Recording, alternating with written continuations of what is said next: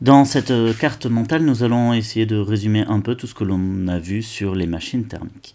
Alors, on se rappelle qu'une machine thermique fonctionne via un cycle qui relie l'état initial avec l'état final par une succession de transformations revenant à l'état initial. Si j'applique le premier principe à ces machines thermiques, delta U est égal à W plus Q, on obtient que delta U est égal à 0 et donc W plus Q est égal à 0.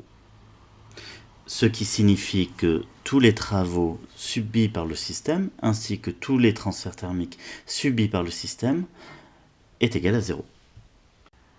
Le second principe, associé à l'entropie, nous donne que delta S est égal à l'entropie échangée plus l'entropie créée tout au long du cycle. Comme delta S est égal à 0, S final moins S initial est égal à 0, nous avons la somme de l'entropie échangée plus l'entropie créée qui sera égale à 0.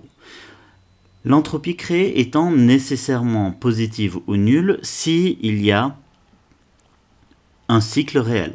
Alors nécessairement, l'entropie échangée sera inférieure à 0. Ce qui signifie que l'intégrale des échanges thermiques sur la température sera inférieure à 0 ou nul, dans le cas où le cycle est réversible entièrement.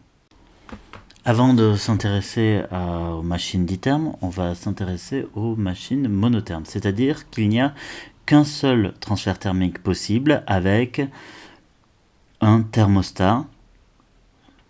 On parle donc de monotherme. Il y aura donc un échange de travail, W, et un échange thermique, Q. Or, par le second principe, on sait que Q sur T est inférieur à 0, ce qui signifie que Q est nécessairement négatif. Donc W est nécessairement positif. Ces machines vont être appelées réceptrices. Il ne peut exister que des machines réceptrices lorsque le système n'est en contact qu'avec un seul thermostat. Dans le cas où on a une machine ditherme, c'est-à-dire que le système est en contact avec deux thermostats et qu'il va y avoir des échanges thermiques entre le système et ces deux thermostats. Pour différencier les deux thermostats, on va appeler le thermostat qui a la température la plus chaude la source chaude et le thermostat qui a la température la plus froide la source froide. Il y aura donc W pour le travail, QC et QF pour les transferts thermiques. Ainsi, le premier principe va s'écrire W plus QC plus QF égale 0. Et enfin, QC sur TC plus QF sur TF est inférieur ou égal à 0 pour le second principe. Ces deux relations vont imposer le fonctionnement des machines thermiques dithermes en contact avec deux thermostats. Pour avoir une idée de quel est le type de machine que nous avons devant nous, eh bien, on va pouvoir tracer ce que l'on appelle le diagramme de Ravo. Le diagramme de Ravo représente le transfert thermique vers la source chaude en fonction du transfert thermique vers la source froide. Lorsque l'on considère la seconde relation QC sur TC plus QF sur TF est inférieur ou égal à 0, eh bien on voit apparaître que QC doit être inférieur à moins QF TC sur TF, qui est donc une fonction linéaire qui a cette allure-là.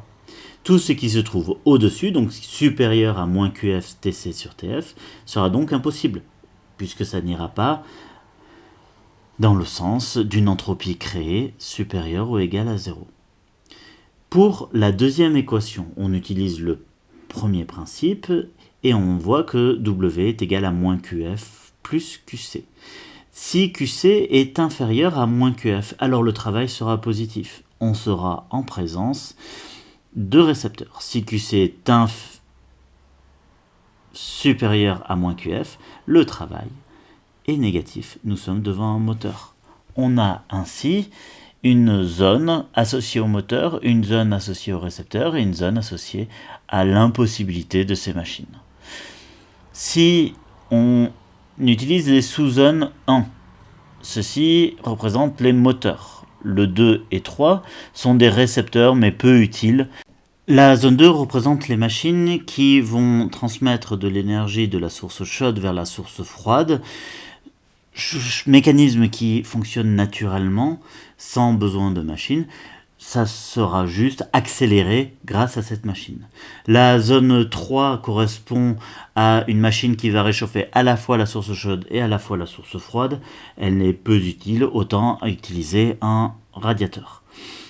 Et enfin, la zone 4 représente des machines qui vont prendre de l'énergie de la source froide et l'amener vers la source chaude, c'est-à-dire réalise le transport d'énergie qui est contraire à ce qui se fait naturellement.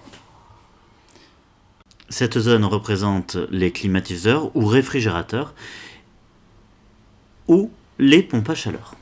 Non, on va maintenant s'intéresser aux moteurs. 10 termes, donc le travail toujours négatif. Dans les diagrammes, il est représenté par un cycle tournant dans le sens horaire, antitrigonométrique. Un moteur fonctionne via une source chaude qui lui transmet de l'énergie. Ça peut être par exemple la combustion du carburant, ce qui va développer un certain travail mécanique macroscopique et va occasionner également un certain transfert thermique vers la source froide qui est généralement l'air extérieur. Le rendement de ce moteur est représenté par le rapport valeur absolue de W divisé par la valeur absolue de QC. Puisque W est négatif, on obtient moins W sur QC. Cette grandeur, état, rendement, est comprise entre 0 et 1. Mais elle ne pourra pas être égale à 1. Pourquoi ? Car il existe une zone qui est purement impossible à atteindre du fait de l'irréversibilité de ces machines et du second principe. Ce rendement est borné par le rendement du cycle moteur de Carnot. Alors, le cycle moteur de Carnot est constitué de 4 étapes, une isotherme à la température Tc, une adiabatique réversible, une isotherme à température Tf et une adiabatique réversible par la suite. Pour refermer cela, dans un diagramme température-entropie massique, elle est représentée par ce rectangle-là où l'on a les horizontales qui représentent les isothermes et les verticales qui représentent les isentropes. Le cycle tourne dans le sens horaire, puisque c'est un moteur, et le transfert thermique froid se fait en contact avec la source froide. Le transfert thermique chaud se fait en contact avec le thermostat chaud. Et les deux autres transformations ne sont pas le lieu de transfert thermique, puisqu'il s'agit de transformation adiabatique. Si je dois tracer le diagramme de Watt dans le cas d'un gaz parfait de ce cycle-là, eh bien on va avoir une succession d'hyperboles plus ou moins pentues. Dans les isothermes, on aura nRT sur V, donc une hyperbole. Et sur les adiabatiques réversibles, on se rappelle des relations de Laplace. PV puissance gamma est égal à une constante, donc P est égal à une constante sur V puissance gamma. Lorsque l'on s'intéresse au rendement de ce moteur de Carnot, on suppose donc que tout est réversible, et dans ce cas-là, alors, SC sera égal à 0, et l'entropie échangeur sera également égale à 0. Donc, l'intégrale de Q sur T enveloppe sera nulle, et on obtiendra donc QC sur TC plus QF sur TF est égal à 0. Et donc, QC est égal à moins QF TC sur TF. En réinjectant ça dans l'expression du rendement d'un moteur, dans le cas de Carnot, on obtient un rendement de Carnot qui est égal à 1 moins TF sur TC. Ce rendement est la valeur maximale que peut atteindre le moteur. La deuxième famille de machines thermiques est les récepteurs, où le travail est positif.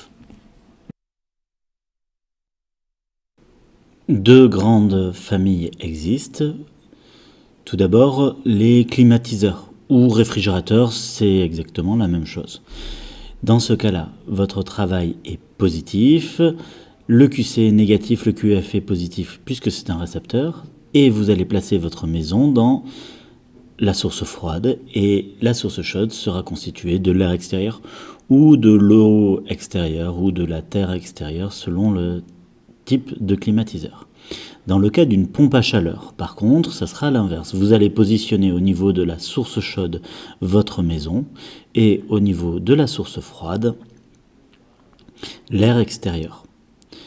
Le travail W positif, que ce soit pour le climatiseur ou la pompe à chaleur, est tout simplement le fait d'avoir branché au circuit électrique votre machine.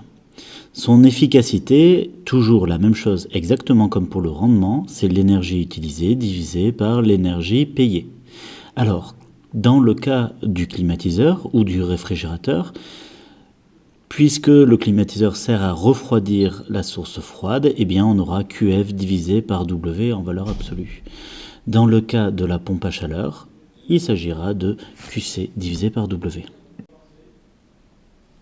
En utilisant les signes de QF et de QC, eh bien on obtient QF sur W pour le climatiseur et moins QC sur W pour l'efficacité de la pompe à chaleur. Petite remarque, on appelle COP froid l'efficacité du climatiseur ou COP chaud l'efficacité de la pompe à chaleur.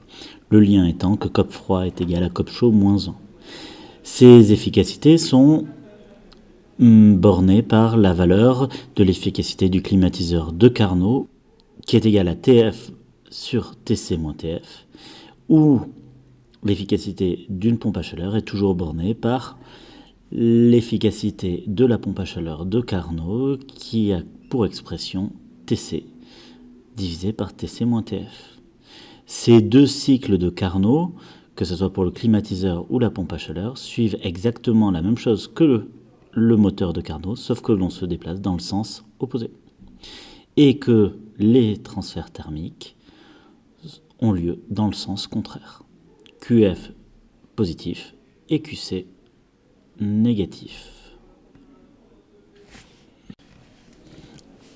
Nous avons étudié l'allée machine thermique comme étant un système qui subissait une succession de transformations, les unes après les autres. Or, il se trouve que dans la plupart des machines, en fait, le système passe par différents éléments, que ce soit des condenseurs, des évaporateurs, des pompes, des turbines, etc. On est donc dans le cas d'un système ouvert. On rappelle l'expression du premier principe dans le cas d'un système ouvert, QM, le débit massique, fois HS moins HE, l'enthalpie en sortie moins l'enthalpie en entrée, qui est égal à phi TH, le flux thermique, c'est-à-dire la quantité d'énergie par unité de temps, plus la puissance utile, c'est-à-dire le travail utile par unité de temps.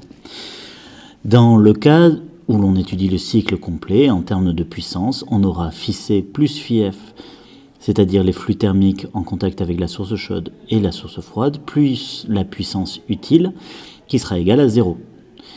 On aura le rendement des moteurs qui sera égal à PU sur phi C en valeur absolue, et les efficacités du climatiseur et de la pompe à chaleur, qui sera phi F sur PU et phi C sur PU en termes de valeur absolue.